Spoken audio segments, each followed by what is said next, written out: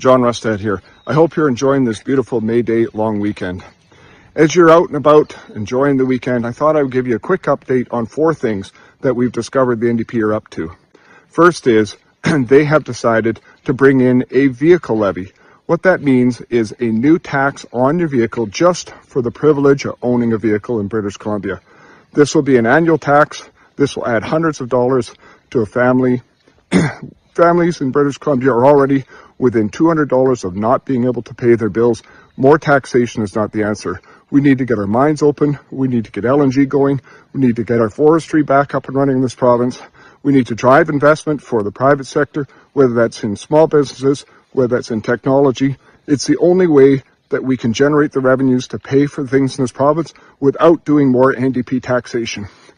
Second thing they've done, they've decided to move forward with hiring an insider, a friend of David Eby's, simply to give advice on the downtown east side of Vancouver. This is a horrible situation down there, but paying somebody $300,000 to simply give a phone call to a minister once a month, no accountability, no need to do any kind of written reports, no way to be able to judge that this individual is actually providing any value for money. This is the kind of patronage that is not needed in British Columbia.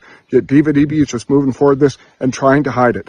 Third thing they're doing, they're continuing moving forward with legislation in British Columbia to override environmental assessments, to override any kind of scrutiny. Community leaders, First Nation leaders, business leaders, people from around this province are pushing back saying this is not the right answer. This is not what we should be doing.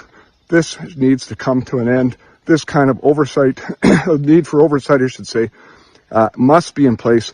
This kind of power grab is what David Eby is trying to do with the NDP in British Columbia.